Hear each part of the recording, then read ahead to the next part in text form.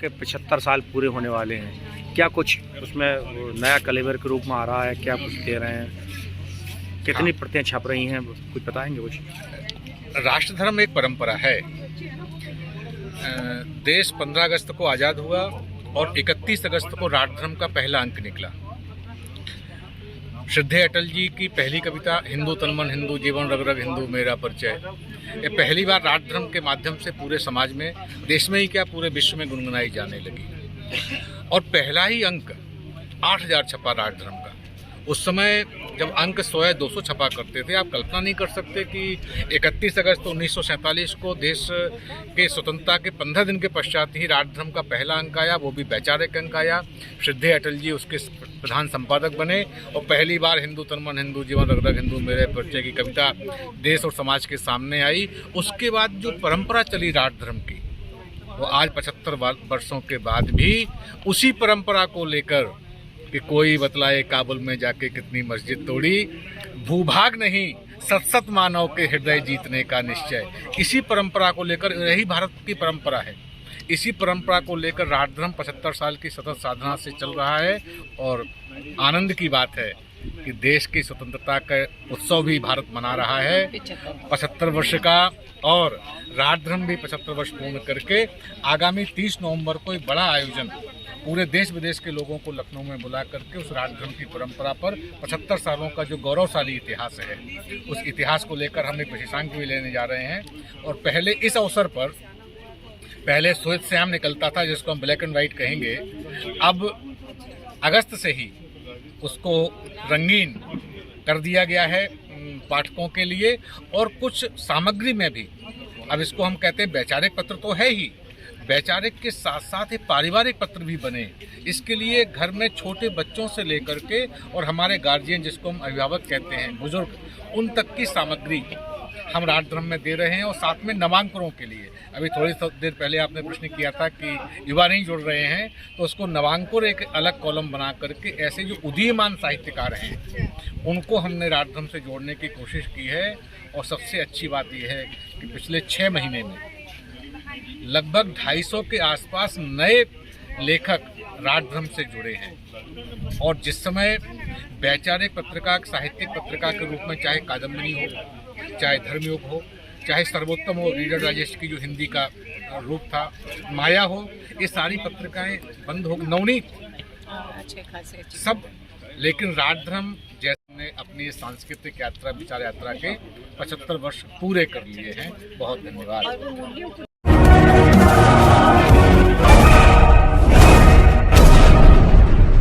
दोस्तों, आप किसी ऐप पर हमें देख रहे हो तो प्लीज फॉलो कीजिए, YouTube चैनल पर देख रहे हो तो लाइक, शेयर और कमेंट कीजिए। क्या मैसेज आज हमारे माध्यम से डिलीवर करना चाहेंगे? डॉक्टर पवन पुत्र बादल, संयुक्त महामंत्री साहित्य परिषद की जिम्मेदारी है। ये ब्रिज प्रांत का पहला प्रशिक्षण वर्ग है और साहित्य परिषद अपने संविधान के अनुसार कार्यकर्ताओं को 3 वर्ष में एक बार इस कार्यकर्ता प्रशिक्षण के रूप में आमंत्रित करती है। सारे कार्यकर्ता जो इस ब्रिज प्रांत के जनपद के हैं वो कार्यकर्ता इसमें आए हैं और अपनी परंपरा के अनुसार पहली बार हमने कार्यकर्ता प्रशिक्षण रखा। इसके बाद जो विधा है साहित्य की जितनी भी, उस विधा सा हम लोग प्रशिक्षण रखते हैं कार्यकर्ताओं के साथ में। तो 2 अलग अलग कार्यक्रम हैं। आज हम कार्यकर्ताओं के प्रशिक्षण के लिए यहाँ बैठे हैं।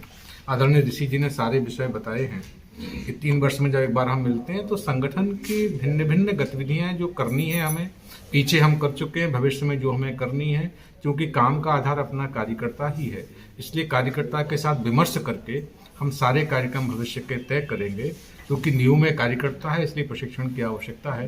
तो आज से लेकर कल तक हम कार्यकर्ताओं के बीच में रहेंगे, कार्यकर्ताओं से बातचीत करेंगे और कार्यकर्ताओं के साथ सामंजस्य सहयोग से अपने संगठन के काम को हम आगे बढ़ाएंगे। धन्यवाद। जब इस वर्ग के बाद आप अपनी टोली के साथ बैठेंगे तो कृपया दिन भर के लिए बैठिए, कुछ घंटों के लिए मत बैठिए।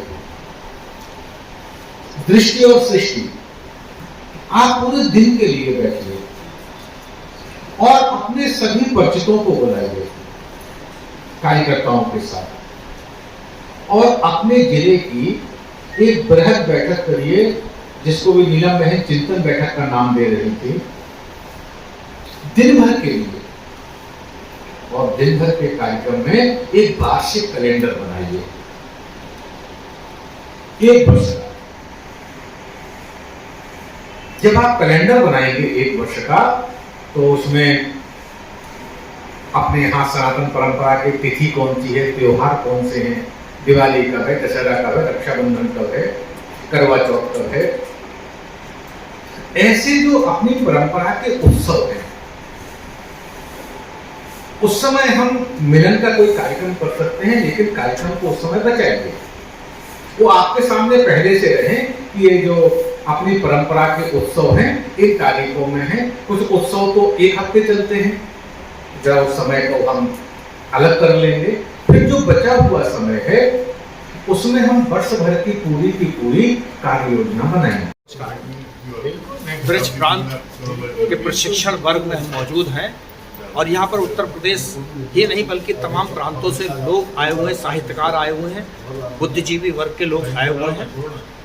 यहाँ पर क्या क्या बोले हैं इस खबर में आपको सुनवाने जा रहे हैं, क्या हुआ है वह भी दर्शाने जा रहे हैं। जुड़े रहिए हमारे साथ, देखते रहिए हमारी खास खबर। रामपुर से हमारे एक अन्य साथी श्री मनी राम जी, अर्जुन जी मथुरा से हैं यहाँ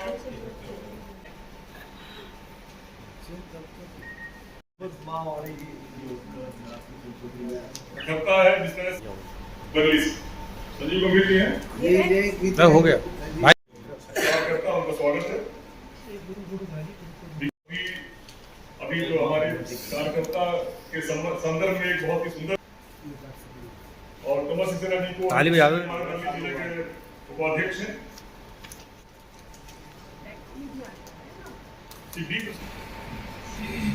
डॉक्टर चंद्र प्रकाश शर्मा प्रांतीय साहित्य परिषद के सभी सदस्य, प्रशिक्षण देने वाले लोग, उनकी भगवत तत्व को नमन करते हुए आज के मध्यांतर भोज के बाद हुए 2 प्रशिक्षित वर्ग में दिल्ली से आई बहुत अधिक सम्मानित राठी मैडम, उनके द्वारा निर्देशित बताए हुए कार्यक्रम का विस्तार हम कैसे दें, कैसे अपने इस परिषद को आगे ले जाएं अपने कार्यों के माध्यम से, कौन से कार्य परिषद के राष्ट्रीय परिषद के द्वारा निर्देशित है और उन कार्यों को हम कैसे बखूबी अंजाम दे सकेंगे। इन पहलुओं को अपनी ओजस्वी भाषा में हमें यहाँ निर्देशन दिया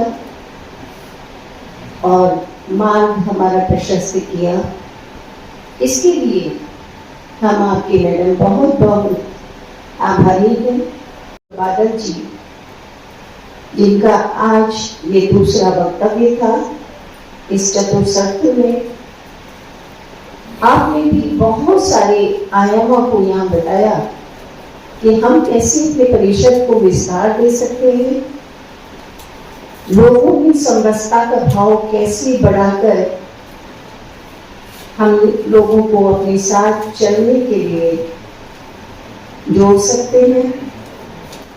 अगली बार जब हम मिलेंगे तो यहाँ बैठे हुए लोगों की संख्या कम से कम हम 4 गुना करेंगे, 5 गुना।